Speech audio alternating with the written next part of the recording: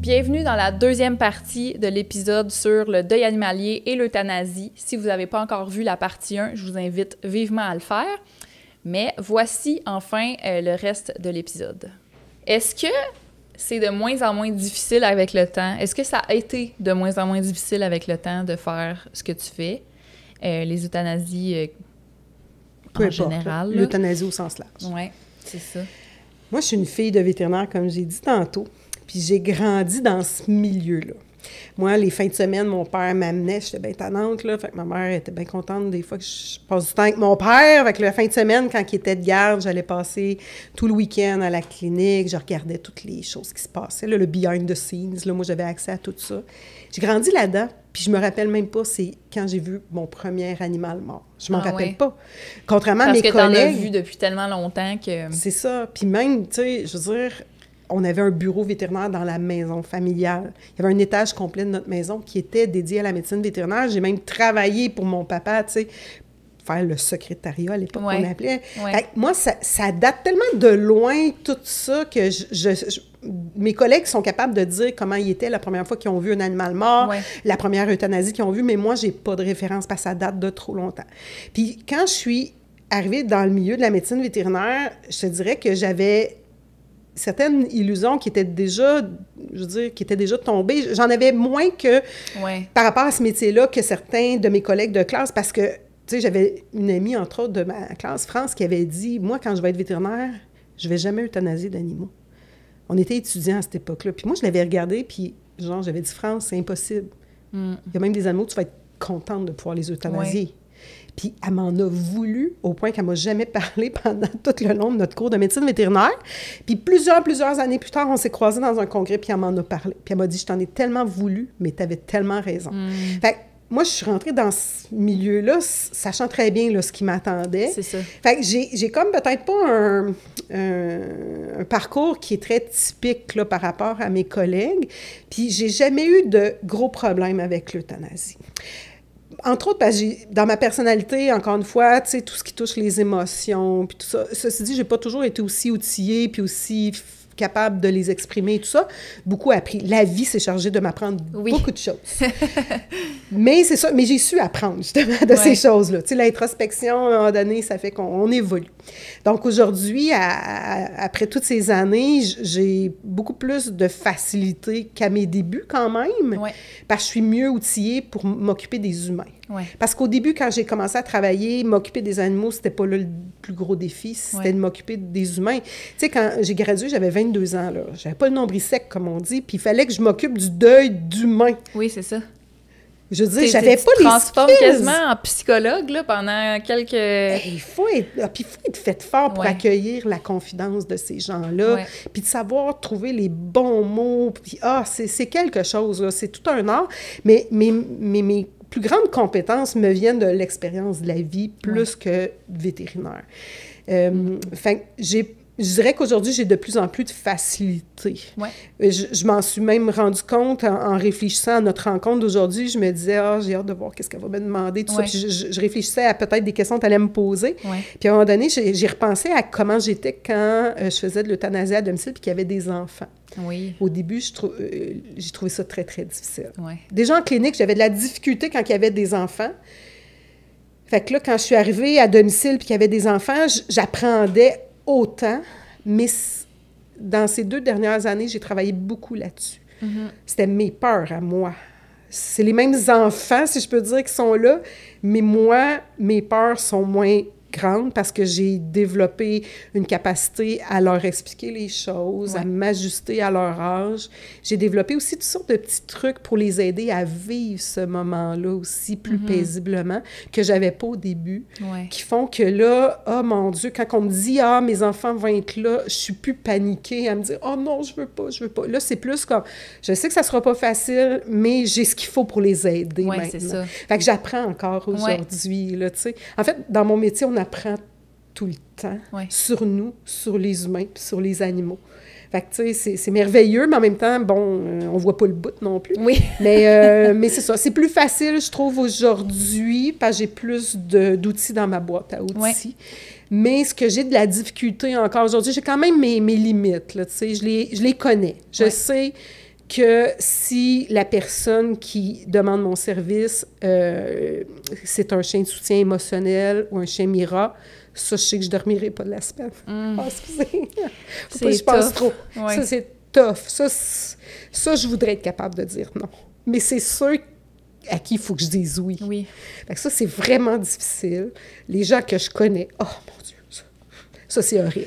Si je connais les personnes qui vont être là, je les connais trop, justement. Je suis dans leur intimité, ça, je dors pas. C'est sur une couple de jours où je dors très mal. Tu dis oui quand même. Je dis oui quand même, parce Ouais. que pourquoi je les priverais de ça, tu sais, je veux dire, c'est justement le plus beau cadeau que je peux leur faire. Ouais. Mais je sais qu'à chaque fois, je joue dans mon petit capital Ouais, de santé Oui. mentale, Ouais. mais j'ai appris que si j'ai ce genre d'euthanasie-là, le lendemain, je lève le pied, je vais peut-être devoir dire non à quelqu'un, là, mais tu sais, il faut que je la fixe, la limite, là, tu sais. Ouais.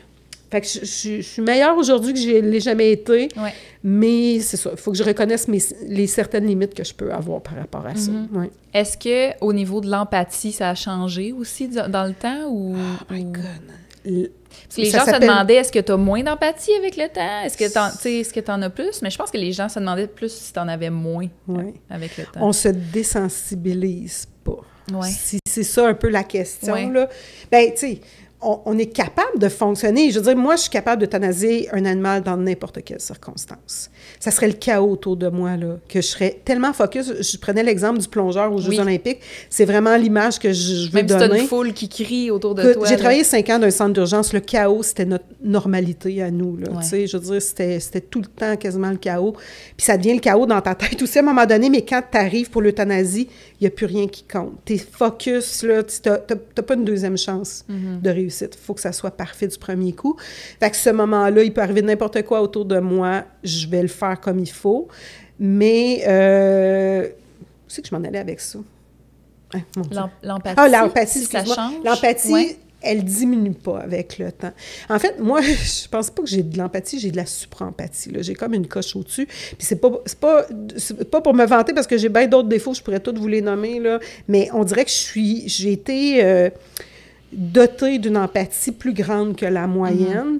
Puis tu sais, l'empathie, c'est pas nécessairement une qualité tout le temps. Ouais, des fois c'est un couteau à double tranchant. Oui, là. Ouais. oui, puis parce qu'avec cette empathie-là vient l'hypersensibilité aussi. Là. Fait que moi, je rentre dans une pièce et d'un regard, je ressens les émotions des gens qui sont là. C'est génial pour pouvoir m'ajuster à chaque personne. Puis quand ils changent d'émotion, je le ressens, je le vois, je l'observe. Puis c'est pas quelque chose que tu peux pratiquer vraiment. T'as ça ben oui, tu t'améliores sûrement en vieillissant, là, mais t'as ça en toi ou tu l'as pas. Ouais. Tu peux pas demander à quelqu'un d'être empathique s'il ne l'est pas. C'est comme prendre un psychopathe puis demander d'avoir de l'empathie. Il sera jamais capable, il connaît pas. C'est pas en lui. Puis moi, ben l'empathie, on me dirait, aie moins d'empathie, que je serais pas non plus capable d'en avoir moins. J'ai l'empathie que j'ai, puis même j'en ai comme beaucoup. Puis l'hypersensibilité, ça, c'est un sujet à lui tout seul que tu pourrais faire un heure, là. Je sais pas si tu as déjà abordé. Non, pas encore, mais... Oh, il faut. Les hauts potentiels émotionnels, l'hypersensibilité, l'empathie, c'est des sujets là, incroyables. Mais c'est une force, c'est une grande force, mais c'est aussi notre faiblesse. C'est pour ça qu'il faut bien se connaître. Moi, j'ai eu des étudiants, une étudiante, pardon, en médecine vétérinaire, finissante, qui m'a contactée parce qu'elle dit « Je pense que j'aimerais ça, faire ce que tu fais. » Oui. Et mon Dieu, on s'est donné un rendez-vous. On se connaissait pas. On s'est donné un rendez-vous, puis on a jasé pendant, je pense, c'est 3 heures. C'était malade. C'était fou. On a eu du fun. On se connaissait pas, mais on était comme 2 amis. Puis, pendant les jours avant la rencontre, j'étais comme, comment je vais faire pour lui dire que c'est pas une bonne idée? Oh, Colin! Bien, pas que c'est pas une bonne idée, un moment donné. Oui. Mais tu peux pas de arriver... commencer avec ça? Non. Bien, par respect pour les humains et l'animal, ne commence pas par ça. Parce que ça demande de bien te connaître, puis connaître l'humain, puis d'avoir un bagage d'expérience pour arriver chez eux, dans leur intimité. Écoute, c'est gros, là, de rentrer chez le monde, là. Je sais jamais où je vais débarquer, là. Je débarque dans des grosses cabanes de riches, puis des fois dans des endroits où tu te demandes s'ils ont à manger, là, dans le frigidaire. Tu sais, c'est déjà là, c'est bouleversant. Après ça, c'est des cas vraiment aussi... dans l'intimité. Oui. Puis moi, j'euthanasie dans le lit des gens si c'est là qu'ils veulent que je le fasse. Dans le fond d'un garde-robe, si c'est là que le chat est heureux. Je me plie à ce que les gens veulent vivre. Il y a des gens qui ont des croyances qui me demandent est-ce que ça dérange si je lis des prières ou que je fais jouer telle musique ou que je fais brûler de l'encens ou peu importe. Moi, tout est oui, là. Je suis là pour toi, là. Ouais. Si toi, c'est ça que tu as besoin, c'est ça qu'on va faire. J'ai des limites. Il y a des choses, des fois, qui me sont demandées que techniquement, je peux pas effectuer ou que je trouve que ça me confronte trop. C'est rare. Ouais. Mais tu sais, je me donne le droit de dire non, mais il reste que je suis là pour ces gens-là. Mais avoir voulu offrir ce genre de service-là en commençant ma carrière, je pense pas que j'aurais eu la capacité de vivre avec tout ce que tu peux être exposé. C'est ça. Fait que je lui ai déconseillé, puis j'ai dit, c'est pas que je veux pas que tu fasses un jour, là. Ceci dit, tu peux t'enligner pour le faire un jour, mais fais tes classes, apprends sur l'humain, apprends sur toi, il faut que tu sois solide pour y arriver, là. Ça me fait beaucoup penser à ma mère, qui est maintenant médecin à la retraite, mais qui a commencé sa carrière en faisant des accouchements, puis qui l'a fini en faisant des soins palliatifs. Oh! Ça me fait exactement penser à ça. Oui.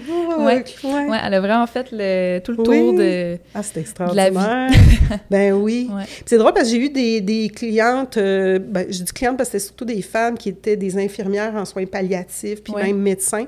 Puis c'est drôle parce que même si on savait pas, moi que je savais pas ce qu'ils faisaient dans la vie, je connectais presque immédiatement avec ces gens-là, au point de me dire, mon Dieu, que je l'aimerais comme amie, pour se rendre compte après, dans la discussion, que c'était des infirmières en soins palliatifs. Et donc des gens très empathiques. Et des gens que c'est ça, c'était mon miroir, Ouais. tu sais, ça prend un profil particulier. Ouais. Encore là, je le dis pas avec prétention, parce que je pense qu'on a toute notre place dans la société, c'est juste de la trouver là où on peut performer, c'est peut-être pas le bon terme. moi... performer, mais j'aime pas la performance, mais en tout cas, se mettre au profit, si je peux dire, des autres de la façon la plus pertinente et utile. Puis moi, c'est ça, là, c'est dans ça que je performe le mieux. Ouais. Mais tu sais, c'est pas parce que je performe bien là-dedans que les autres sont pas valides dans ce qu'ils font, tu sais. Il y a des gens que l'empathie, ils en ont pas besoin pour effectuer leur travail. Exact. Puis ils font un excellent travail quand même, tu sais. Fait que c'est juste de trouver nos caractéristiques puis de les mettre à profit, là. Oui, absolument. Est-ce que ça arrive que ce soit compliqué d'euthanasier un animal puis qu'on doive piquer directement dans le cœur? OK, bonne question. C'est sûr que c'est toujours un peu délicat de répondre à ce genre de questions-là parce que ça reste très technique, mais moi, je suis quelqu'un qui doit être très transparent aussi. Je pense que les gens ont le droit de savoir. Maintenant, il faut savoir que de piquer dans le cœur, là, comme qui a été mentionné, c'est pas le choix numéro 1, c'est pas la voie qu'on va utiliser habituellement. Cependant, il y a des situations particulières. Puis là, j'ai fait référence un peu plus tôt, là, quand on discutait à pression sanguine et tout ça. Oui, c'est ça. Il y a des situations où les voies veineuses, là, ne sont pas accessibles et qu'on doit utiliser des voies alternatives. Il y a 2 organes dans l'abdomen qu'on peut utiliser, qui est le rein ou le foie. Donc, chez le chat, on va plus utiliser le rein, chez le chien, plus le foie. Et en 3e, je dirais, recours, quand, pour une raison ou une autre, c'est pas accessible, il y a la possibilité d'injecter dans le cœur. Directement. Cependant, très important de comprendre que lorsque le vétérinaire fait ces injections-là, à ces sites que je viens de mentionner, c'est que l'animal est inconscient. Oui. OK? On ne fait jamais ça sur un animal éveillé. Donc, l'animal n'a pas conscience, au même titre que si j'injectais dans sa veine de patte, que j'injecte peu importe l'endroit, il ne le sait pas. C'est certain que pour l'humain qui observe des modes d'injection qui ne sont pas standards, si je peux dire, ça peut être très impressionnant. Ouais, surtout, tu sais, on y pense, une aiguille dans le cœur. Oui, c'est ça. J'avoue, là, moi, ça peut être traumatique. Ça peut être traumatisant de l'évoquer, mais l'animal, lui, n'a aucune conscience, je tiens à le dire. Ça change rien dans ça change pour lui. Rien. Si le professionnel a dû utiliser cette technique-là, c'est que les voies alternatives auxquelles il aurait pu... qui devait décider dans quelle voie il devait éjecter, puis que c'était la meilleure option pour l'animal, pour que son décès puisse se produire dans un délai acceptable. Oui, c'est ça. C'est enseigné, ces techniques-là, mais comme je dis, c'est rarement utilisé, la voie intracardiaque. Moi, tu vois, je fais de l'euthanasie à temps plein depuis 2 ans. Je ne l'ai pas encore utilisé. J'ai tout le matériel au cas où, parce que je sais qu'un jour arrivera une situation où j'aurai peut-être pas le choix. J'ai failli le faire cette Parce que semaine. ça prend une aiguille plus longue, j'imagine. Ça prend une aiguille plus longue, ça prend plus de produits, il faut connaître bien les... Ouais. Mais tu vois, cette semaine, il y a eu une situation où j'ai cru que peut-être je serais obligée de l'utiliser. Ouais. C'était un grand Danois qui était très mal en point, donc avec une mauvaise circulation sanguine, et qui était connu pour faire des convulsions. Puis quand un animal convulse, là, ceux qui ont déjà vu ça, bien, ça fait des mouvements des pattes, du corps et tout ça, très violent. Puis là, c'est un grand Danois de 140 livres, là, il était maigre, là, mais normalement, il pesait 160, mais là, il était rendu à 140. Fait que moi, injecté dans une veine de patte, si le chien est en convulsion, ça se peut que je ne sois pas capable. C'est ça. Donc, j'avais déjà préparé le matériel au cas où et j'avais avisé les gens. Je suis très transparente, je fais toujours attention dans la façon quand même de l'expliquer, mais si j'entrevois une possibilité que je dois faire quelque chose du genre, j'avise les gens d'avance et je leur dis, si j'en viens qu'à devoir faire ça, rassurez-vous que votre animal ne le saura pas et vous, si vous n'êtes pas à l'aise, quittez la pièce ou regardez pas. Vous n'êtes pas obligé d'observer. Puis là, ça aurait été intracardiaque ou ça aurait été dans le foie? J'aurais probablement choisi intracardiaque. Oui? Là, je parle en hypothèse parce que j'ai pas eu besoin de le faire, mais j'avais déjà mon plan de match en tête. Que s'il y avait un problème au moment de l'administration intraveineuse, que j'allais opter pour l'intracardiaque. Parce que intrahépatique, là, la technique, elle est très correcte aussi, mais elle prend un certain délai avant d'agir. Puis là, s'il est en convulsion, moi, mon but, c'est qu'il cesse quand même, par respect pour les humains qui observent, que ça ne dure pas trop longtemps. Fait que je m'étais déjà fait ce plan-là en tête. Ceci dit, je n'ai pas eu à l'utiliser. Fait qu'il faut penser que l'intracardiaque, la question qui a été posée, c'est une méthode éthique. Si l'animal est sous anesthésie, il ne se rend pas compte de rien, s'il dort. Et si le vétérinaire vient faire ça, c'est parce qu'il n'y avait pas d'autres options. Ce n'est pas le premier choix. C'est ça. Une question qui m'était venue aussi, est-ce que l'euthanasie à la maison, c'est possible quand même si on a un animal très anxieux et territorial? Oui. En fait, je te dirais même que l'euthanasie à domicile pour un animal qui fait de l'anxiété et puis qui a très peur, mettons, d'aller soit en auto ou à la clinique, c'est indiqué de faire ça à la maison. C'est encore mieux? Bien oui, c'est encore mieux pour son bien-être psychologique. Maintenant, quand on m'avise que c'est... En fait, je n'euthanasie pas nécessairement parce qu'un animal a un trouble anxieux. Parce qu'il y a des problématiques, il y a des traitements, des thérapies comportementales qui peuvent être mis en place. Mais mettons, on va supposer un animal qui a des troubles anxieux, de l'agressivité, qui a mordu un enfant, là, je vais mettre ça très majeur, là, qui a des gros problèmes de santé mentale, parce que la santé mentale des animaux peut aussi être très altérée. Il pourrait être jeune en santé, mais avoir un grave trouble de santé mentale que la médecine vétérinaire n'a pas réussi à régler. Donc, dans ces circonstances-là, si on demande un euthanasie à domicile, j'ai un plan de match adapté à cette situation-là. Ah oui, hein? C'est déjà arrivé? Oui. OK. Oui. Un exemple, une dame qui pouvait même plus sortir de chez elle parce que elle avait une peur incontrôlable que quelqu'un rentre chez elle, mettons un voleur, là, et si quelqu'un rentrait chez eux, son chien était à ce point incontrôlable que la personne, c'est sûr, c'était un gros chien, là, un genre de molosse. Ah oui, la personne allait mourir à cause du chien. Puis je la crois, là. J'ai vu le chien, là, puis je me dis, c'était pas drôle. Puis la dame s'empêchait. Tu sais, c'est sûr que ça serait probablement jamais arrivé qu'un voleur serait rentré chez eux. Je veux dire, mais elle, là, était rendue angoissée. Elle avait peur d'avoir une mort sur la conscience, là. Puis, elle barrait ses portes, parce que s'il y a quelqu'un qui venait pour livrer un colis, mettons, puis qui aurait eu l'idée de juste ouvrir la porte, là, tu sais, pour gentiment peut-être glisser le colis, elle avait peur que son chien saute au visage de cette personne-là. C'est intense. Fait que tu vois, là, la vie de cette personne-là était vraiment grandement altérée par ce chien-là, puis elle-même avait peur de son chien, était rendue là aussi. Elle avait consulté des vétérinaires, elle avait donné de la médication, elle avait essayé les thérapies qui lui avaient été conseillées. Elle avait vraiment, vraiment travaillé le plus fort qu'elle pouvait. Rien fonctionnait. Puis là, à un moment donné, elle a dit, moi, je suis plus capable de vivre comme ça. C'est sa qualité de vie à ben elle, maintenant, qui était... C'était intense, là. On parle pas d'un petit problème. Mais non. Mais là, moi, je dois euthanasier un animal dans son environnement qui est connu pour être très agressif. Ouais. Je mesure 5 pieds 1, là. Moi, je maîtrise pas le kung-fu non plus. Puis même si je le maîtrisais, face à un chien qui est agressif et dangereux comme ça, j'y peux rien. Puis je veux pas que la dame se fasse blesser non plus. Fait qu'il faut vraiment être très, très stratégique. J'ai vraiment hâte de savoir comment ça a été géré. C'était une des plus belles euthanasies là, que j'ai jamais eues, mais il a fallu qu'on travaille fort pour bien se planifier. La dame, elle est allée chercher des médicaments à la pharmacie qu'elle lui a donné la veille et 2 heures avant que j'arrive. Un cocktail de médicaments.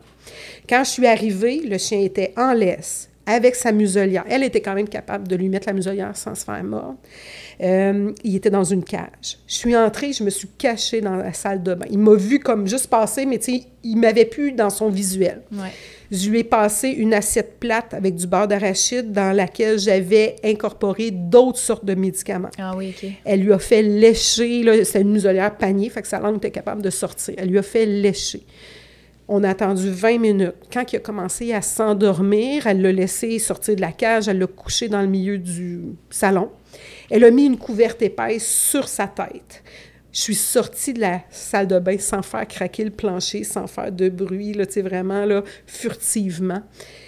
Quand je me suis approchée, on avait mis de la musique pour pas qu'ils entendent aussi de bruit, qu'ils entendent le moins possible les bruits. Elle lui parlait fort, elle le grattait pour faire des stimuli physiques. Lui ne me voyait pas à cause de la couverture. J'ai injecté intramusculaire le tranquillisant. Je suis restée immobile sans bouger pendant 20 minutes à peu près, le temps que vraiment il s'endorme. Ouais. On a retiré la couverture, on a pu enlever la muselière. Il était rendu complètement inconscient, là. Ben, on pouvait pincer, on pouvait faire tout ce qu'on voulait. J'ai pu procéder à l'euthanasie. Cette dame-là, là, j'ai parlé pendant à peu près 1 heure avec elle après, parce qu'avant, on ne pouvait pas parler de toute façon. Ouais. Elle m'a tout raconté son histoire, elle m'a dit à quel point elle se sentait coupable. L'euthanasie d'un animal qui a un trouble de santé mentale, c'est un sujet très tabou, ça aussi. Ah, ça doit être tough. C'est tough, parce que ton animal, il est jeune et en santé physiquement, mais tu n'as pas été capable de régler son trouble de santé mentale, puis souvent, c'est pas par manque de vouloir, c'est qu'il y a des humains qui ont des problèmes graves puis qui vont finir enfermés dans des hôpitaux psychiatriques parce qu'ils ont commis des gestes répréhensibles puis que la médecine ne peut rien pour eux. Puis il y a des animaux aussi comme ça. Puis lui était probablement dans cette catégorie-là. Il y a de la génétique aussi, il y a toutes sortes de choses. Fait que, bref, elle se sentait très coupable de devoir mettre fin à la vie de son animal, mais en même temps, elle était très capable de se dire que ça avait juste aucun bon sens et que ça allait mal finir, cette histoire-là. Fait qu'elle était très responsable. Puis moi, j'étais triste quand même pour cet animal-là, parce que je me disais, c'est triste de finir sa vie comme ça, c'est sûr. Ce chien-là, il aurait aimé ça être comme les autres aussi, je suis sûre. Ouais. Mais en même temps, au moins, on lui a donné une fin de vie qui était digne, qui était sans stress et sans douleur. C'est ça l'objectif. C'est ça l'objectif.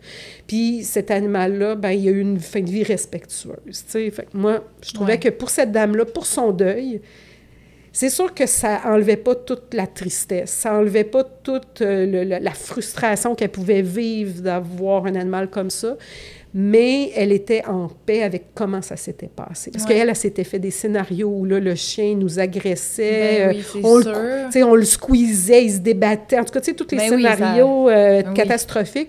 Moi, il était hors de question que ça soit ça qui se passe non plus. Mais il faut se planifier plus, par exemple. Hey, grosse histoire, pareil. Mon Dieu. J'aurais pas imaginé... Tu sais, j'avais pas imaginé que une euthanasie... Je comprends vraiment pourquoi ça existe, mais j'avais pas imaginé que ça existait, ce genre d'euthanasie-là. Oui, parce que les gens, mettons, qui euthanasient leur animal pour un trouble de santé mentale, ils vont habituellement même pas en parler autour d'eux. Parce qu'ils sont trop gênés, ils sont trop mal. Il y a vraiment l'impression d'avoir échoué dans l'éducation de ton chien, alors que ça n'a même pas rapport. Oui, effectivement. Puis les gens se font beaucoup de reproches. Tu sais, je l'ai mal éduqué, probablement que j'aurais dû faire ça au lieu de ça. Tu sais, mettons que ton animal, il vieillit puis il développe le diabète. Bon, peut-être pas le diabète, n'importe quel un cancer, qui va commencer à dire « Ah, je ne l'ai pas assez flatté quand il était jeune, puis je ne l'ai pas assez marché, puis j'aurais donc dû faire ci. » Non, tu sais, c'est un mauvais sort, tu sais, ça lui est tombé dessus, puis... mais la santé mentale, c'est déjà, c'est tabou pour les humains. Fait qu'imagine quand on pense aux animaux. Ouais. Fait que les gens, ils vont procéder à l'euthanasie, puis après ça, ils veulent essayer d'oublier ça, puis de pas en parler à personne, puis pas se sentir jugé. Ah, c'est vraiment triste. Ouais. Ouf.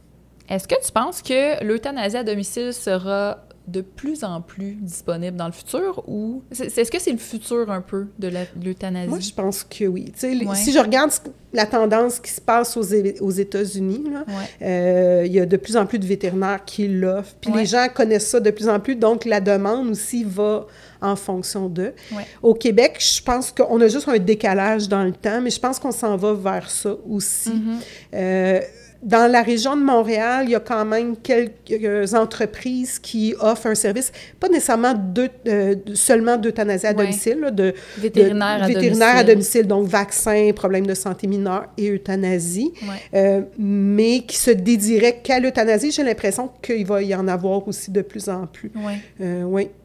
Sais-tu si la science, pour ce qui est de l'euthanasie animale, est-ce qu'il y a des avancées? Est-ce que tu penses que ça peut changer dans les prochaines années?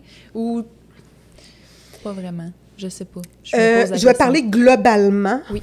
Je pense qu'il y a des avancées encore possibles, ne serait-ce juste quand on a abordé le sujet de la sédation. Oui. Donc, s'assurer, dans un premier temps, que tous les vétérinaires utilisent la sédation. Là où il pourrait y avoir aussi d'autres avancées, c'est dans le protocole de sédation, parce qu'il y a un grand choix de molécules. Certaines molécules sont plus performantes pour arriver à nos objectifs. Fait que je pense qu'il y a des vétérinaires qui pourraient upgrader leur protocole de sédation. Après ça aussi, je trouve que ce qui va pouvoir être upgradé, il y a déjà une conscience de l'importance de prendre en charge la santé mentale des équipes vétérinaires et aussi des humains qui nous consultent. Fait que cette prise de conscience-là va s'accentuer, je l'espère, je crois, en tout cas, je suis assez certaine. Il faudrait quasiment qu'il y ait un psy à chaque clinique, tu sais. Un travailleur social dans les centres d'urgence.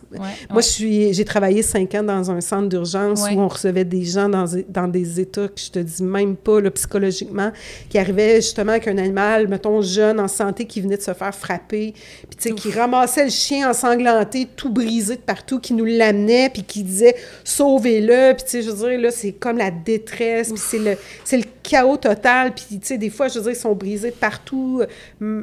On pourrait peut-être arriver à les réparer, mais on n'est pas sûr, puis ça va coûter une fortune. Puis il faudrait un travailleur social qui prenne cette personne-là puis qui fasse quelque chose. Parce que moi, des fois, les personnes repartaient, là, puis j'étais comme, mais mon Dieu, ils sont dans un tel état que j'ai peur pour eux, tu sais. Mais moi, je suis vétérinaire, puis j'ai amené tous les cas qui sont dans la salle d'attente, toutes les traités. Je peux pas aussi prendre en charge les problèmes comme ça. Puis c'est pas notre mandat à nous, les vétérinaires non plus, ceci dit, mais il reste que des fois, j'étais comme, j'ai peur, je veux pas la laisser partir, cette personne-là. Puis des fois, il y a des gens, je disais, avez-vous un membre de votre famille, tu sais, qui pourrait venir vous rejoindre, qui pourrait venir vous chercher, partez pas comme ça. Tu sais, des fois, je disais des choses, mais d'autres fois, j'étais juste comme tellement dans le jus que je savais que j'aurais pu ou dû faire quelque chose, puis je pouvais juste pas, là, parce que les centres d'urgence, là, on se cachera pas, c'est pas facile de travailler là.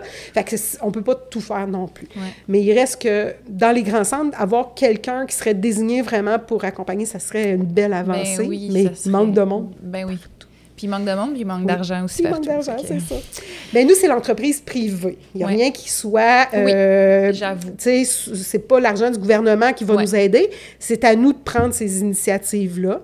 Je te dirais que les petites cliniques, les moyennes cliniques n'ont clairement jamais les moyens pour faire ça. Ils n'ont même pas... Je veux dire, ils arrivent, puis c'est correct. Puis il faut qu'ils payent leurs employés, puis ils n'ont même plus assez d'employés. Fait qu'ils ne vont pas commencer, en plus, à engager du personnel non formé pour les aider. Qui les aideront pas nécessairement dans le concret. Dans la tâche quotidienne. C'est ça. Ça. Mais peut-être les plus gros centres, éventuellement, ça serait une belle avancée. Fait que là-dessus, ça peut s'améliorer.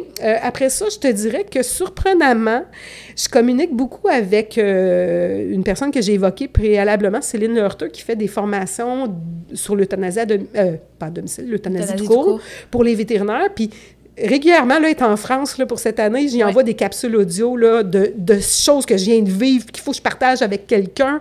Puis le quelqu'un, c'est elle, parce que parler d'euthanasie, il n'y a pas grand monde avec qui je peux faire ça. Là. Il faut que ça soit une personne vétérinaire, puis il faut qu'elle comprenne cette réalité-là que je suis en train de vivre.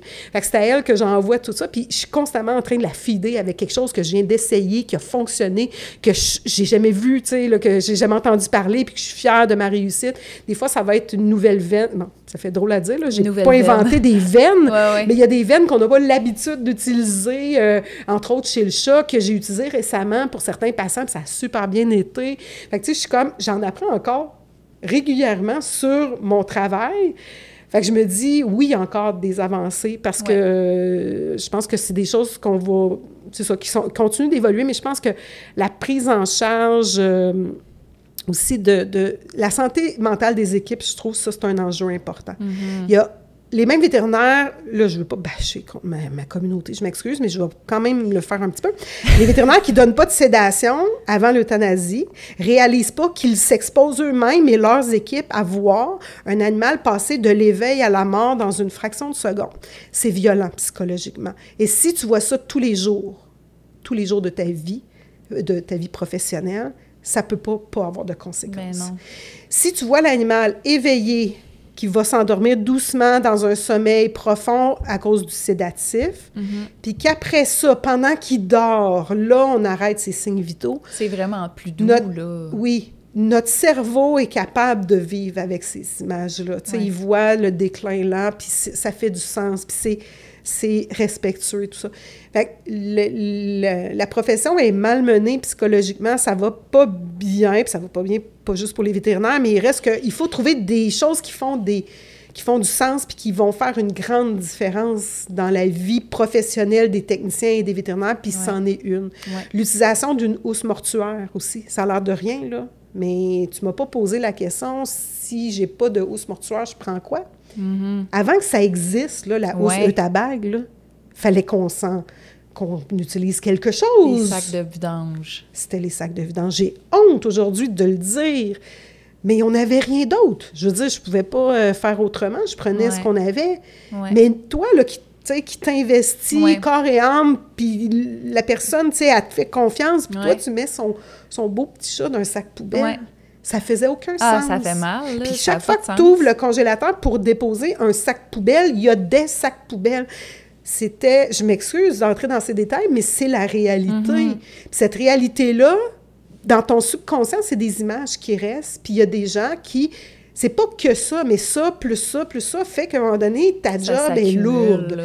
Fait que si tu prends une housse, tu déposes sa dépouille dans une housse qui est respectueuse, qui est sa housse, tu peux mettre des jouets, tu peux mettre une doudou, tu peux mettre des bricolages qu'un enfant a fait.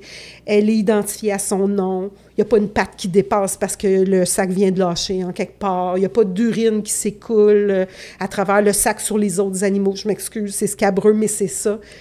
Bien, toi, ta santé mentale, veut pas, elle s'en trouve améliorée. Puis la personne qui me questionne, qu'est-ce que vous faites avec le corps après?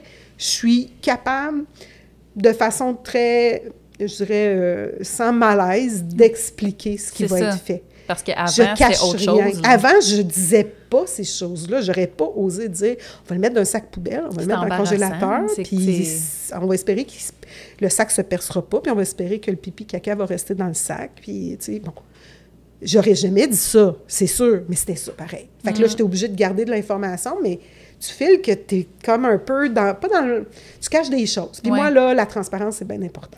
Fait que la housse, elle est respectueuse, puis elle préserve la santé mentale des équipes, puis les personnes qui assistent, parce que quand je suis à domicile, ils me voient faire. J'ai pas le choix, je peux pas me cacher, je suis dans leur salon. C'est ça. Ils me voient faire, mais ils voient le respect que j'ai pour la dépouille de leur animal. Ils voient que, tu sais, je fais pas n'importe quoi avec, puis c'est très important pour eux. Très important que, tu sais, toutes les étapes soient du même niveau de respect qu'eux ont eu pour leur animal. Ben, tu vois, ça, c'est une belle avancée, même si c'est pas nécessairement scientifique, là. Non. C'est une belle avancée. Juste pour le niveau de respect, c'est vraiment bien. Oui.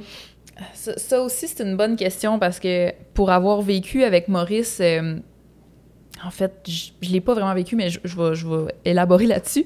Est-ce que les animaux cherchent vraiment leur maître?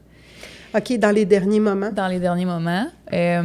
Moi, justement, à cause de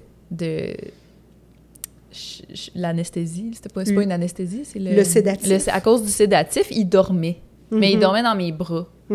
Fait qu'à cause de ça, il me cherchait pas, il était dans mes bras, il avait les yeux fermés, puis il ronflait. Fait que pour moi, il m'a pas cherché. Puis de toute façon, j'ai été là avec lui jusqu'à la fin, tu sais. Fait que ça, c'est différent aussi que des gens qui sont pas capables de rester avec leur animal. Je sais pas qu'est-ce qui se passe dans ce temps-là. Encore là, il y a beaucoup de choses sur lesquelles je veux m'exprimer. Il y a que l'humain qui va assister à l'euthanasie, là, il doit être capable de dealer avec la situation dans le moment où il va la vivre, puis après. Cette personne-là peut avoir des traumas, tu sais, retrouvé son père qui s'est suicidé dans la maison ou perdu sa mère, tu sais, d'une maladie grave, puis tu sais, c'est des choses qui tu sais, qu'on ne sait pas, puis cette personne-là n'a peut-être pas la capacité d'être présent. Moi, j'ai beaucoup de difficultés quand je vois des publications sur Facebook de gens qui s'expriment sur t'as pas de cœur si t'accompagnes pas ton animal à l'euthanasie. Je comprends d'où ça vient. Dans un monde idéal, tous les chats et les chiens auraient leurs parents à côté d'eux jusqu'à la fin. Mais il faut savoir que c'est dans un monde idéal. T'sais, il y a quand même les humains qui doivent dealer avec ça. Nous, le vétérinaire, c'est notre travail. On fait ça tous les jours. Ça peut être difficile, mais l'humain, là, c'est un moment... Beaucoup disent que c'est un des pires moments qu'ils ont eu à vivre dans leur vie. Fait qu'il faut respecter aussi l'humain avec ses forces et ses faiblesses et ses capacités. Fait que d'être dans le jugement par rapport à ceux qui sont pas là, sont des faibles ou sont des ci, des ça... Entrez pas là-dedans, s'il vous plaît. Vous savez pas l'histoire de chacun. Je trouve ça vraiment triste. Maintenant, c'est sûr que si les personnes sont capables d'être là, c'est mieux. Maintenant, je vous rassure, à partir du moment où le sédatif commence à agir, c'est ça. L'animal n'a plus conscience de qui est là. Donc, si la personne qui fait euthanasier son animal se dit « je me sens pas la force d'être là jusqu'à la fin », si elle se sent la force d'être là jusqu'à temps que le sédatif fasse effet, je trouve que c'est un très beau compromis. C'est là-dedans qu'on devrait peut-être accueillir la personne qui nous dit « je me sens pas capable », puis voir ta limite, est-ce que ça pourrait être de 30 jusque-là. Puis si la personne, elle dit « OK, ben oui, quand je vais voir que, tu sais, il commence à pu être lui-même, je quitterai », moi, je trouve que ça, c'est parfait. Il n'y a pas besoin de s'exposer à ce qui va se passer, les étapes suivantes, parce que son animal, dans le fond, il n'est plus vraiment là. C'est ça. Son corps est là, son cœur bat encore, mais son esprit est déjà éteint, comme quand on se fait endormir pour une chirurgie, qu'on perd un bout de notre vie. Puis si la personne dit « je peux même pas me rendre jusque-là, je suis pas capable, j'ai des traumatismes trop récents, trop frais, écoute, c'est pas facile la vie pour tout le monde », bien, d'essayer, si on reçoit ce genre de confidence-là, de ne pas être dans le jugement, mais peut-être de voir, est-ce que cette personne-là pourrait mandater une personne significative pour l'animal? Est-ce qu'il y a un ami, un voisin, à la limite, tu sais, qui a l'habitude de voir le chien tout le temps ou le chat, quelqu'un, donc, que cet animal-là va s'identifier quand même, il ne sera pas, donc, avec des purs inconnus, mais qui va être mandaté pour remplacer. Il faut trouver une solution. On ne peut pas obliger une personne à être là si elle n'en est pas capable. Tu sais, je trouve ça un peu violent. Moi, je vois beaucoup de commentaires, puis quand j'en vois des commentaires à ce sujet-là, j'essaie, si j'ai le temps, de donner un éclairage différent.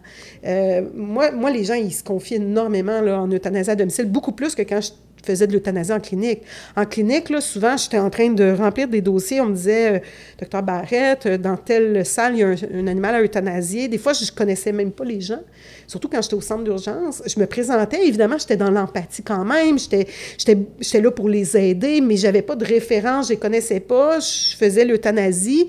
Je restais avec eux pour m'assurer que ça allait bien, puis leur donner mes sympathies, puis je repartais. C'est un moment, tu sais, relativement court de ma journée. Ça se répétait parfois plusieurs fois, mais il reste que quand j'arrive à domicile, je suis souvent là pendant 1 heure et demie, puis les enfants me font visiter leur chambre, puis les parents me racontent l'histoire du chien, puis là, ils me racontent aussi toute la tristesse qu'ils vont avoir à le perdre. Fait que j'entends tout ce qu'ils ont à me dire, puis j'entends des gens qui me disent, ben j'ai vécu des choses traumatisantes, ou cet animal-là, il m'a sauvé la vie, puis là, je dois y dire adieu, puis c'est trop pour moi. Puis je dis, c'est correct, écoute-toi, tu sais. Ouais. Quand le sédatif a agi, après ça, les gens peuvent quitter, le vétérinaire est capable d'euthanasier seul avec l'animal, à la limite, là, si les gens ne peuvent pas rester. Mais il faut... En tout cas, faut mettre un éclairage là-dessus. Ouais. Puis les animaux, une fois qu'ils sont sous sédation, ils ne cherchent plus personne. Ça, je rassure tout le monde. Oui, fait que c'est jusqu'à ce moment-là que peut-être ils pourraient chercher. Bien, c'est sûr qu'un animal qui est amené à la clinique puis confié à une inconnue, bien, à partir du moment où on le confie à quelqu'un que cet animal-là ne connaît pas, bien, il veut pas, il a de l'anxiété, il est inquiet, c'est une réaction normale.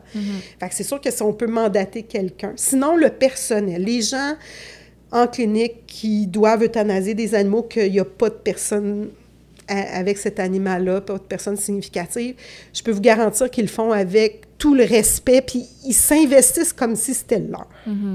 Combien de fois j'ai voyé embrasser, flatter, excusez, je suis comme touchée, ça me touchait beaucoup, parce qu'on ne les connaît pas, mais on sait qu'ils sont à quelqu'un, puis on sait que cette personne-là n'est pas là pour une bonne raison, la plupart du temps. Puis qui méritent l'amour jusqu'à la fin. Oui, puis c'est vrai qu'il y a des gens que leur animal n'est pas bien traité. Tu sais, on va arrêter aussi de dire que tout est beau, là. Ouais. Il y a des gens que leur animal, c'est un bien, c'est pas un membre de la famille. Encore là, j'en ai parlé tantôt, ces gens-là qui ont vraiment, des fois, aucun attachement, ils peuvent simplement ouvrir la porte et les mettre dehors. Là, ils ont quand même au moins eu la responsabilité de se dire, je ne vais pas juste kicker out mon chien pour qu'il aille mourir dans le banc de neige. Ils l'ont amené à la clinique. Au moins, cet animal-là va avoir une fin de vie, je dirais, tu sais, sans stress, sans douleur et digne. Puis les techniciennes et le vétérinaire qui va procéder va faire quasiment comme si c'était le sien. Fait que là-dessus, je vous rassure au moins. Puis il ne faudrait pas tout focusser sur les exceptions. Le petit pourcentage de gens qui ne traitent pas bien leur animal, on ne doit pas focusser sur eux. Non. On doit penser à tous ceux qui, au contraire, prennent grand soin de leur animal, mais ont des limites des fois qui font qu'ils ne peuvent pas toujours être là. On va retourner dans les questions sur le deuil. Oui. On m'a demandé comment as-tu géré tes réseaux sociaux pendant le deuil? Ben là, pour ceux qui me suivaient, j'ai vraiment tout dit, là. J'ai fait une petite vidéo, des derniers moments de Maurice, j'ai des photos avec des textes puis tout, puis mon Dieu que je braillais en écrivant ça, ça avait pas de sens. Puis évidemment, j'ai eu des centaines puis des centaines de inbox, là, avec des condoléances, puis des beaux mots, puis j'ai pris...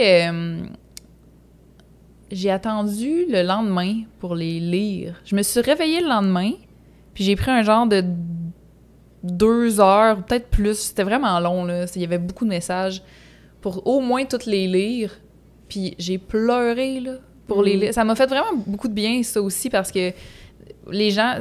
Ce que les gens me disaient, c'était vraiment doux. Là. Les gens se rendaient compte qu'ils ont bien vu à quel point j'y tenais, puis à quel point on avait une relation fusionnelle, puis à quel point j'en prenais quand même bien soin, là, malgré tout. Je pense que ça a été une bonne étape pour mon deuil, de faire mon deuil. Publiquement. Ouais. Puis tu sais aussi... Je vois pas pourquoi je l'aurais caché. Ça fait partie de... Tu sais, je vivais ça en ce moment, puis pour moi... Je sais que les réseaux sociaux, les gens, ils séparent beaucoup le bien puis le mal de ce qu'ils veulent montrer ou pas, mais je trouve que c'est justement... C'est un apprentissage dans la vie de passer par un deuil, puis tout le monde va finir par passer par ça, que ce soit animal ou pas.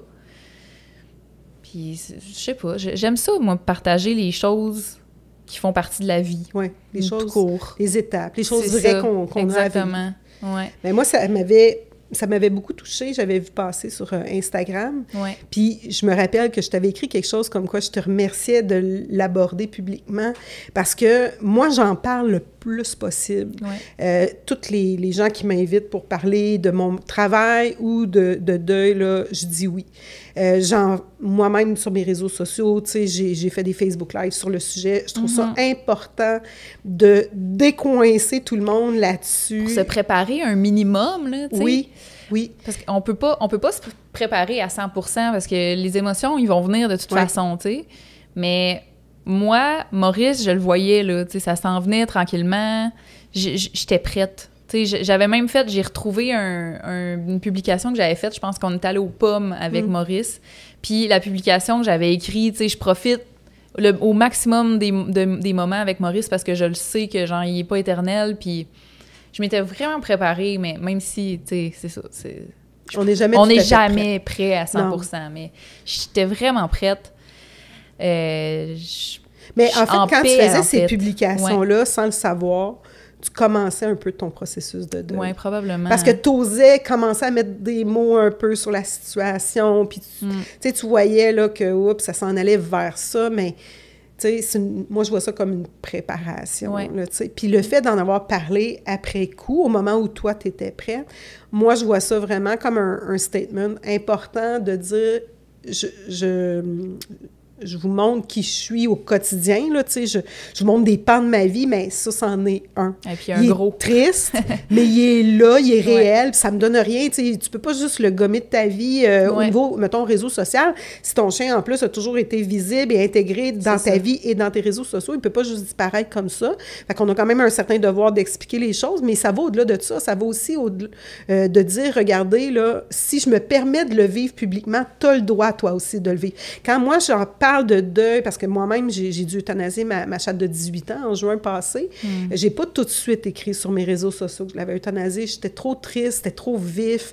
J'ai attendu un certain temps, puis là, à un moment donné, un matin, moi, c'est bien spontané, je me suis dit, bon, aujourd'hui, j'en parle.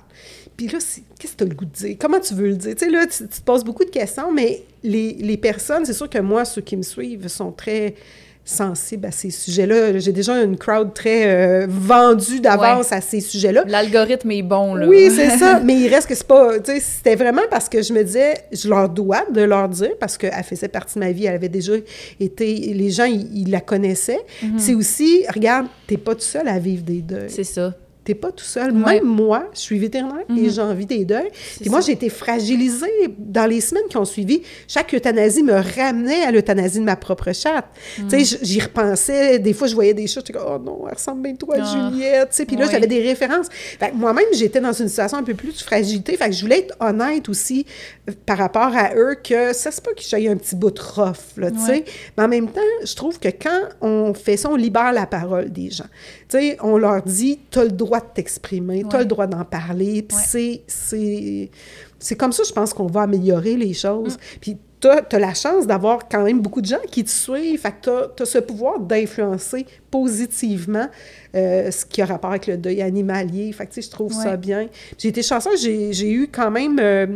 je dis chanceuse. J'ai croisé le chemin de quelques influenceurs, justement, pour qui j'ai eu à faire l'euthanasie, puis qui en ont parlé. Pas à ma demande, là, qui en ont parlé librement là, de mes services, mais surtout de comment ils avaient vécu ça. Puis, je trouvais ça extraordinaire, je les remerciais, j'étais comme, tu sais pas là, à quel point tu peux aider tellement de monde, là. T'sais, on bâche des fois les influenceurs parce que récemment, il y a eu toutes sortes de choses un peu plates là, qui sont sorties dans les médias, mais encore là, c'est l'exception. Mais oui, il y a des belles choses qui se font. C'est ça, il faut regarder plutôt l'impact positif de ce travail que tu fais, là, tu sais. Fait que moi, je trouve ça très éducatif.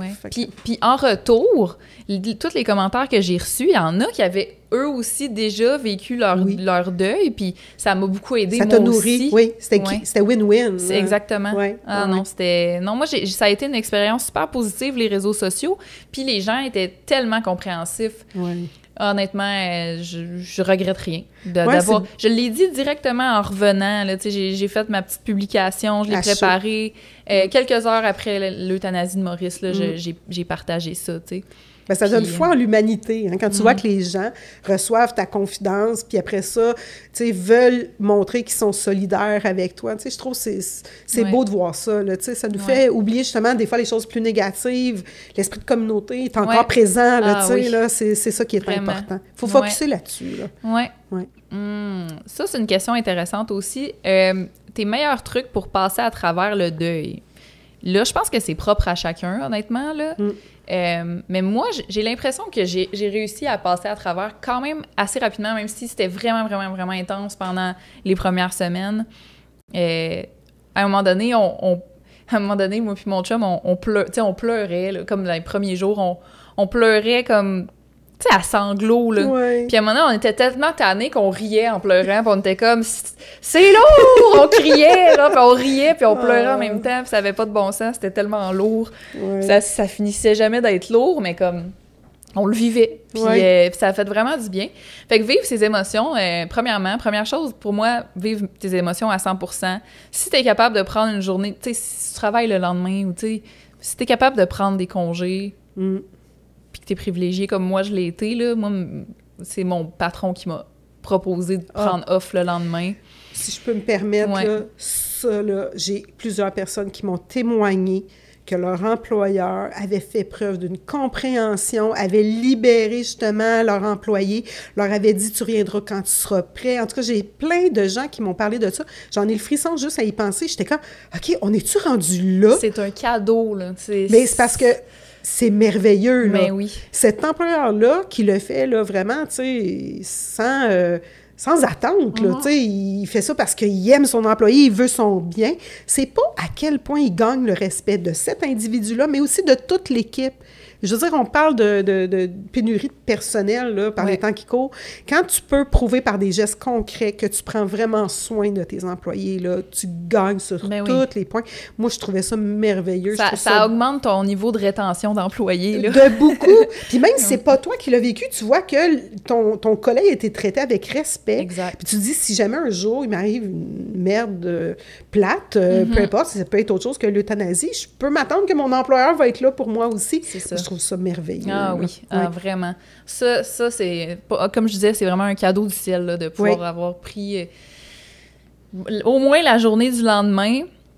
Après ça, moi, c'était un mercredi que Maurice est décédé. Puis après ça, fait que là, le jeudi, j'avais congé. Le vendredi, je travaillais, mais j'étais toute seule au bureau. Fait que en plus, puis j'ai ramassé son stock parce que j'amène Maurice au travail. Fait que là, j'ai dû ramasser son stock. Ça a aussi fait partie de mon deuil, tu sais, de ramasser tout ce qui traînait.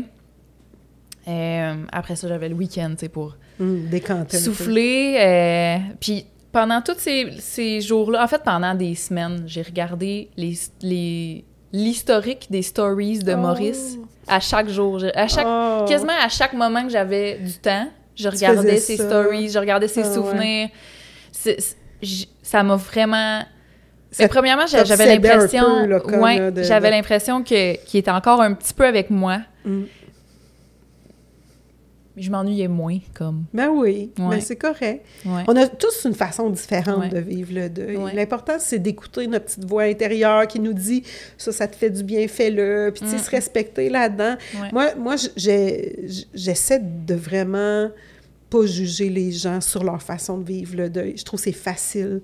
J'entends beaucoup de commentaires. Ça aussi, je tiens à dire aux gens, faites attention. Vous savez pas à quel point ça peut être blessant, mais tu sais, je prends juste la crémation individuelle. Faire incinérer son animal puis avoir les cendres dans une urne, pour certaines personnes, ça leur fait du bien. Il y en a qui vont garder à la maison, puis d'autres qui vont plutôt aller enterrer ou disperser les cendres dans un endroit significatif, peu importe. Si ça fait du bien à cet être humain-là, t'es qui, toi, pour y dire que ça n'a pas d'allure de payer ce prix-là pour incinérer son chien? Parce qu'il faut le dire, c'est quand même cher, là, oui, payer c'est un pour frais l'incinération supplémentaire. Individuelle. Là. Mais ça ou une thérapie, c'est peut-être mieux d'avoir une incinération individuelle si c'est ça qui te fait... Je te dis pas que ça règle tous les problèmes, ceci dit, mais écoute-toi, respecte-toi. Si toi, ça te fait du bien, fais-le. Puis si toi, tu observes quelqu'un qui le fait, respecte sa décision. Ne t'en mêle pas. Le jour où toi, tu le vivras, tu comprendras, puis tu vivras ça à ta façon. Si tu n'en veux pas de sens, c'est bien correct. Mais tu sais, il faut arrêter, là, vraiment, ce jugement-là par rapport au deuil animalier. Il y a beaucoup de jugements encore. Fait que, autant les gens se sentent jugés quand ils en parlent, autant c'est dans leurs décisions. Fait que, bref, c'est pour ça qu'il faut avoir des gens comme toi qui abordent le sujet publiquement pour qu'on puisse décoincer le tout. Puis des fois, les rituels, je veux dire, moi, je suis pas toujours... tu sais, moi, je vois des choses, des fois, des rituels qui se produisent que je trouve un peu particuliers. Puis je me dis, je suis qui, moi, pour juger cette personne, si ça lui fait du bien de faire ça comme ça? Peut-être que moi, je le vivrais pas comme ça, mais c'est pas mon deuil, c'est le sien. Là. Exact. Fait qu'il faut trouver notre recette, notre rythme aussi. C'est ça. Toi, tu as parlé que ça t'avait fait du bien de te mettre en action puis de te donner un projet qui était d'adopter un autre animal. Oui. C'est pas tout le monde. Non, il y a des personnes que c'est pas ça. C'est ça. Puis là, l'erreur à ne pas commettre, puis là, écoutez, c'est surtout les hommes qui la font. Je m'excuse, j'essaie de ne pas être sexiste dans mes propos, mais c'est un constat. Ouais. C'est un fait. Les hommes ont de la difficulté à gérer souvent leurs émotions. Ils voient leur conjointe avoir beaucoup de peine. Ils sont un peu paniqués.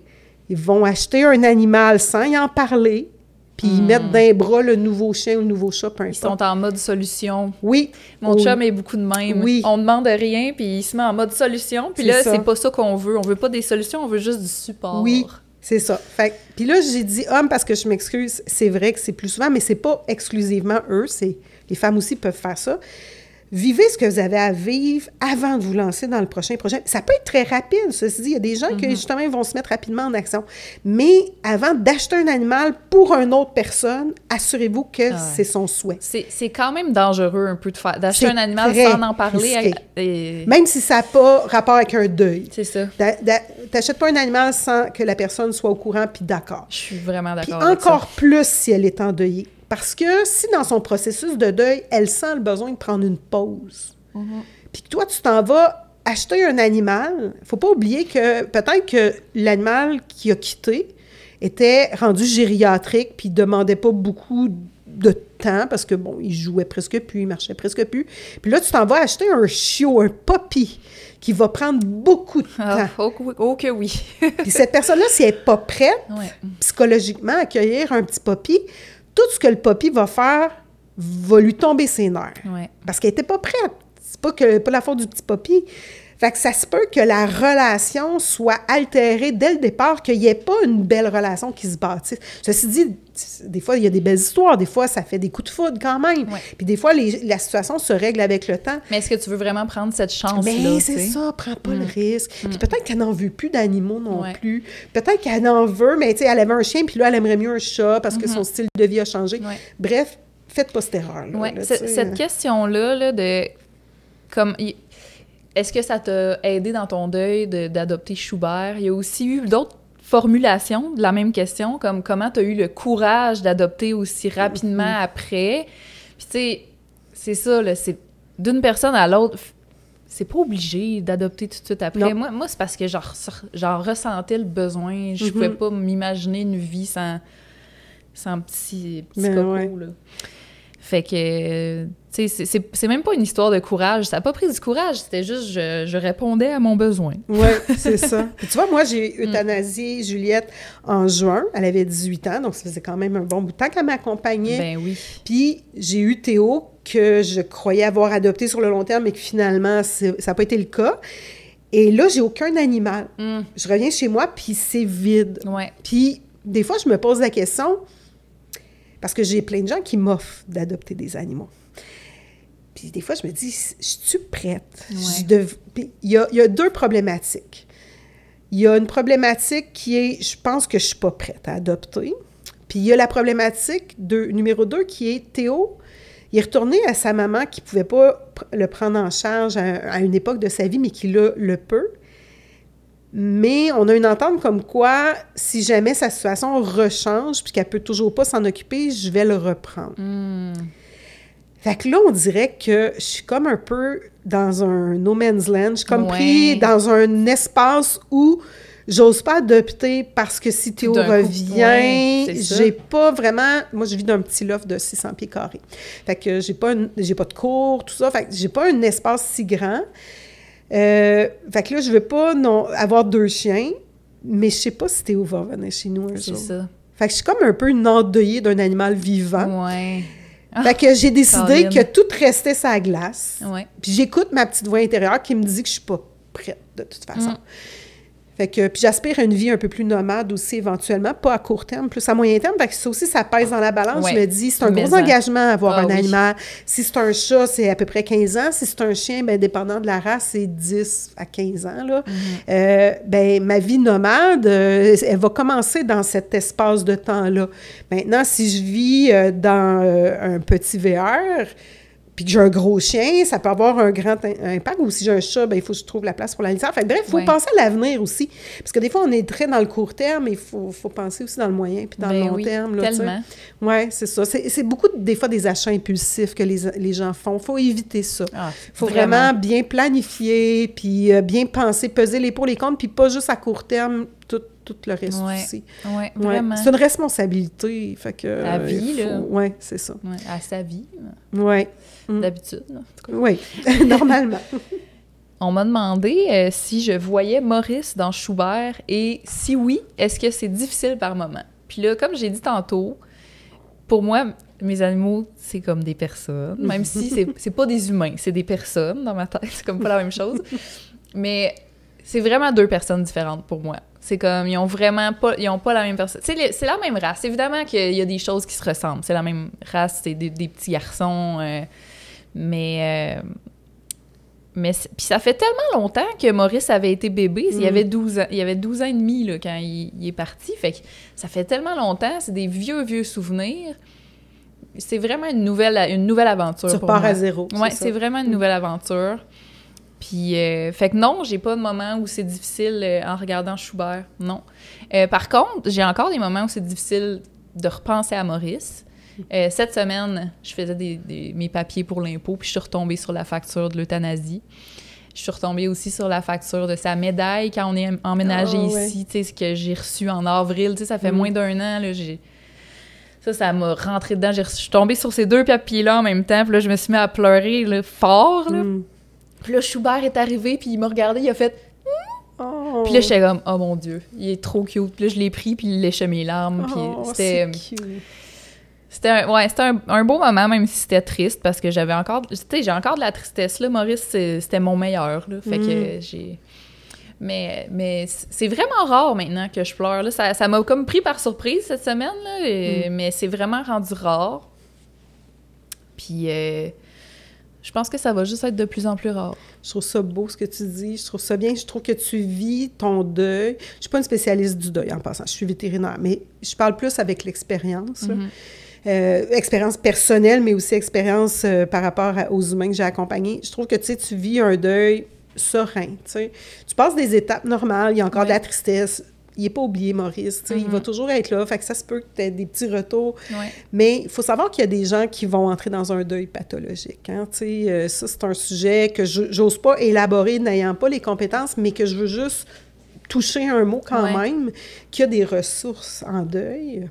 Il y a des ressources en deuil tout court, mais il y a aussi des ressources qui se sont spécialisées en deuil animalier. Oui, bon, ça existe au Québec. J'ai la chance d'avoir, entre autres, à Québec, on a un travailleur social qui fait des rencontres individuelles puis des rencontres de groupe en lien avec le deuil animalier. Il y a aussi Lynn Pion, qui est une personne qui peut accompagner, autant même avant le décès de l'animal. Des fois, on est pris, on doit décider justement, on a besoin d'un accompagnement plus psychologique. Donc, elle peut faire de l'accompagnement dans la prise de décision, mais aussi après. Elle a même un groupe Facebook pour les endeuillés, pour discuter du on mettra le plus de liens possible dans les infos du podcast. Il y a des livres, d'excellents livres aussi, qui ont été écrits sur le deuil par des Québécois. Là aussi, on pourra mettre les références, là. Je n'ai pas tous les noms en tête, mais vraiment, il y a des choses concrètes qu'on peut lire pour s'y préparer ou lire si ça nous est arrivé. Puis il y a même des gens professionnels, mais en fait, tout psychologue, de toute façon, est habilité à aider quelqu'un, peu importe. Même si c'est pas animalier. Même si c'est pas animalier. Mais c'est sûr que quand on arrive à trouver quelqu'un qui a un créneau, si je peux dire, plus de deuil animalier, je trouve ça quand même avantageux. C'est parce qu'elle avait, c'est ça, cette sensibilité-là, puis elle est plus investie probablement dans le sujet. Mais c'est pas exclusif. Dans le fond, n'importe quel psychologue peut aider, travailleur social, parce que des fois, les psychologues, par les temps qui courent, ça peut être un peu plus difficile, un peu plus long. Si on a aussi des fois les enfants qui sont impliqués dans le deuil, parce que là, on parle de deuil d'adultes depuis tantôt, mais des fois, le deuil des enfants, ça a des particularités aussi. Il y a des ressources aussi qu'on pourra mettre à disposition que les parents peuvent appeler pour avoir des conseils sur qu'est-ce que je devrais dire. Mon enfant a 3 ans, mon enfant a 7 ans, mon enfant a 12 ans. C'est pas la même façon de parler de deuil, de la mort. Puis il y a des choses, des erreurs à ne pas commettre, si je peux dire. S'il y en a une, si je peux me permettre de la tribune pour dire de faire attention. Les enfants, on doit être honnête avec eux. L'animal, il n'est pas endormi. Oui. Il est mort. Il n'est pas parti sur une ferme, là. Non, il ne fait pas juste disparaître comme par magie. Puis s'il est mort, puis que l'enfant est présent, il est mort, il n'est pas endormi. Bon, ceci dit, il y a toujours une façon quand même délicate de dire les choses, mais c'est juste que beaucoup de parents ont ce malaise, un grand malaise qui vient d'eux autres, et ils n'osent pas utiliser les mots justes. Fait qu'ils utilisent des mots qui pensent plus doux, mais qui sont plus les mots justes, c'est par ça. exemple. Fait que là, l'enfant, ça peut être dommageable. Si on prend le mot « dormir », entre autres, au lieu de mort, bien, il va aller se coucher le soir, puis lui peut avoir peur de dormir. Ouais. Fait que c'est ça, c'est très délicat quand même, comme on doit s'y prendre de la bonne façon. C'est on peut très bon préparer. Il faut s'y préparer, là. Ben, c'est sûr, si c'est une urgence, la préparation, des fois, est plus complexe. Mais si on voit venir, préparez-vous pour avoir vraiment des choses très, très bien expliquées, puis adaptées à l'âge de l'enfant.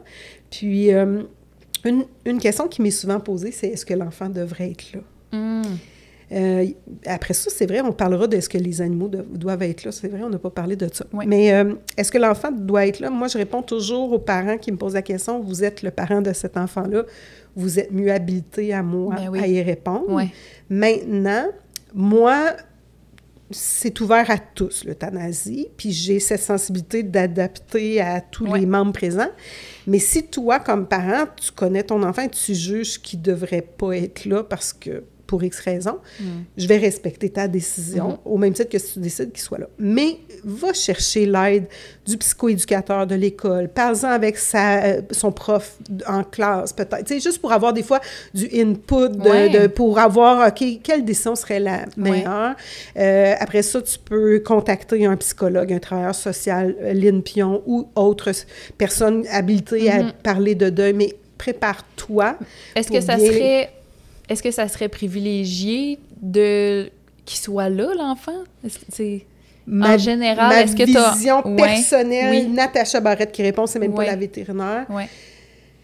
Moi, je pense que c'est une bonne chose. Mais c'est sûr que je juge pas les gens qui disent que ils veulent pas que leur enfant soit là. Mais sachant comment ça va se passer, comment moi je m'y prends, je pense que c'est porteur d'apprentissage.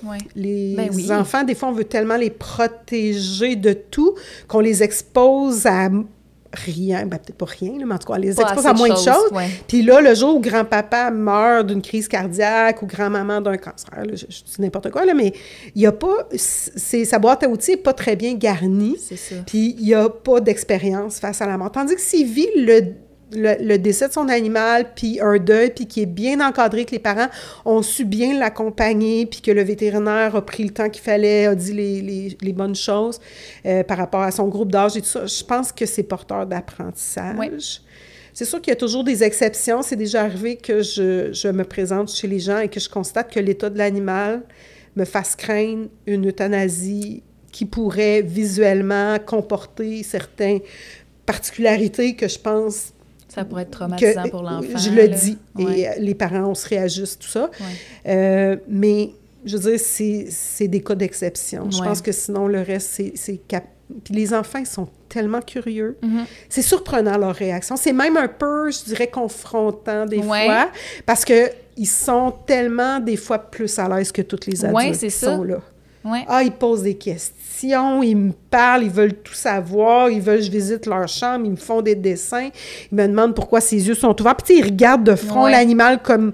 Puis là, ils touchent, puis là, les parents sont comme tous là, mon Dieu, ouais. ils touchent, puis tu sais, ils sont pas bien. C'est les adultes souvent qui ont un problème, plus que les enfants. Puis on transpose nos malaises sur eux autres après. Il n'y a pas de tabou pour un enfant, là, à la base. Ah non, puis des fois, ils me font rire aussi. Puis des fois, les parents, ça les aide aussi parce que tout le monde rit avec l'enfant. Ah oui, c'est bon, ça. Oui, comme l'autre jour, tu sais, il y a toujours des moments plus chargés d'émotions. Puis j'étais en train vraiment d'injecter la deuxième injection, celle qui arrêtait le cœur de battre. Puis on avait dit au petit enfant qui n'arrêtait pas, un petit verbomoteur, là, qui n'arrêtait pas de parler, on lui avait dit, là, tu sais, pour les prochaines minutes, là, parle pas, là, tu sais, parce qu'il fallait quand même que j'essaie de me concentrer. Puis là, je termine mon injection, il me dit, est-ce que je peux te parler? Mais tu sais, j'ai comme pas 100% terminé, mais presque. Là, ben oui, vas-y. Ah, mon autobus scolaire, il est passé tantôt. Puis j'étais comme, what the fuck, qu'est-ce que tu me dis là, toi? OK! Tu sais, ça avait tellement aucun rapport avec ce que je faisais. Je m'attendais pas à ça. Là, tout le monde s'est mis à rire parce que c'était tellement pas rapport. Puis, tu sais, t'es comme, OK, c'est beau, tu sais, c'était du doux. Complètement. C'était doux quand même parce que, tu sais, c'était enfantin, c'était comme sans malice. Ça fait du bien à tout le monde, finalement. Ça a détendu l'atmosphère. Puis, lui, il était pas du tout traumatisé de vivre ça. Au contraire, tu sais, il voulait tout comprendre ce que je faisais. Fait que c'est ça. Mais bon, bref, c'est pas pour tout le monde. Il faut faire nos démarches. C'est surtout ça. Moi, je donne un conseil, mais c'est aux parents de faire leur devoir après ça. Puis pour les animaux, j'encourage que tous les animaux soient présents, sauf si c'est un puppy excité qui va saboter le moment, que tout le monde va être tellement focusé sur le chiot qui mordait tout le monde. Tu sais, là, on va le temps de l'euthanasie, le mettre de côté, en espérant qu'il ne fera pas trop de bruit. Mais tu sais, sinon, tous les animaux sont invités à rester, à être présents. Dans les limites de ce que chaque animal veut vivre, il ne faut pas forcer un animal à s'approcher. Il y a des animaux qui ne sont pas bien. On ne leur explique pas pourtant, là. Mais je le vois, là, leur langage non-verbal, ils sont pas bien, puis ils s'en vont, ils s'éloignent. Il y en a d'autres, au contraire, qui vont venir se coucher à côté de l'animal que j'euthanasie. À un moment donné, j'ai vu de quoi ça m'a... J'en vois beaucoup, mais celui-là m'a plus frappée. Je suis arrivée dans une maison qu'il y avait un chat en fin de vie, vraiment très mal en point, puis un chat de 1 an et demi environ, pétant de santé. Mais tu sais, genre hyperactif, là, qui court partout, tout ça, ça contrastait beaucoup. Puis le chat jeune arrêtait pas de venir, tu sais, fouiller dans mes affaires, tout ça, vraiment très actif. Fait que finalement, bon, je procède à l'euthanasie, tout ça, puis là, tout de suite après, là, quand je déclare le décès, le chat hyperactif tombe calme, zen, vient se coucher à côté, met sa patte dessus, puis il reste là pendant 10 minutes. Ah! Il est venu lui dire bye! Là, j'étais comme, mais qu'est-ce qui se passe? Parce que ce chat-là, c'était une bombe qui courait partout il y a quelques instants. Puis là, tout d'un coup, tout est tombé au calme. Ça a duré tellement longtemps qu'à un moment donné, et la madame était tellement heureuse de voir ça. Ça y a tellement fait du bien. Hey, je comprends. Oui. Puis là, à un moment donné, je dis, est-ce que tu me permets de prendre en photo? Parce que, tu sais, honnêtement, pour commencer à prendre en photo les animaux décédés, je fais pas ça d'habitude, mais le moment était si unique, puis j'ai dit, je me semble que ça y ferait du bien à cette dame-là d'avoir le souvenir de ce moment-là. Elle dit oui, puis je veux la photo, puis elle m'a même autorisé à le publier sur mes réseaux sociaux, tout en étant très délicat dans le propos, puis on voyait pas tant la dépouille, là, on voyait plus la petite minette avec sa patte, mais il reste que c'était tellement du doux, ça a tellement fait du bien à cette dame-là.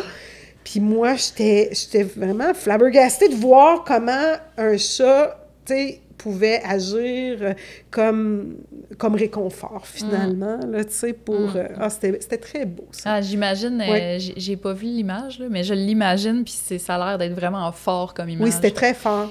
Oui, puis j'étais fière de le partager dans mes réseaux sociaux, parce que je savais que beaucoup de gens, ça les interpellerait. Puis effectivement, j'ai eu beaucoup de commentaires. Tu voyais que les gens, même si c'était un moment, c'est sûr, ça reste triste, c'est un animal décédé, mais les gens, ils étaient heureux de pouvoir voir ça aussi, que ça réhabilite un petit peu avec la mort quand on voit ces choses-là. Tu sais, veut pas, là, on se dit, OK, il y a des moments doux qu'on peut quand même vivre dans ce moment de tristesse. Oui, vraiment. Est-ce qu'il y avait quelque chose qu'on n'a pas abordé que tu aimerais... On a parlé tellement de choses. On a fait le tour de mes choses. Oui. c'est un sujet que je suis capable de parler pendant des heures, comme tu peux voir. C'est un sujet qui me passionne, autant mon travail que l'euthanasie, que le deuil. Mais je pense qu'on a vraiment quand même réussi à faire pas mal le tour des choses les plus importantes, en tout cas. Là. Oui, je pense aussi. Où est-ce qu'on peut te retrouver, Natacha? Bien, en fait, moi, je suis située à Québec. Dans la ville de Québec, je desserre Québec et les alentours. Donc, je dis ça au cas où que certaines personnes écoutent puis disent « Ah, moi, je voudrais qu'elle vienne euthanasier à la maison. » Malheureusement, je me déplace pas dans la région de Montréal. Mais ceux qui veulent quand même suivre mes réseaux sociaux, même si, je veux dire, c'est pas une question d'offrir le service. Contenu, là. Je fais du contenu, c'est ça. Donc, vous pouvez me trouver sur Facebook, Mon Vet à la maison. Je dirais que c'est là que je suis la plus active. Ouais. J'ai un Instagram que, malheureusement, je nourris pas beaucoup. J'ai une chaîne YouTube, sur laquelle je dépose les mêmes vidéos qu'on peut retrouver sur Facebook. Fait que si on va sur YouTube Facebook... ou Facebook, on ça a va pas être mal le même tout, contenu. c'est ça. Puis j'essaie justement d'aborder des sujets... Bon, les enjeux de santé mentale, l'euthanasie, bien évidemment, sont mes deux, je dirais, sujets que j'affectionne particulièrement, mais on s'entend que dans des réseaux sociaux, si j'inonde juste de ces deux sujets-là, je vais déprimer tout le monde.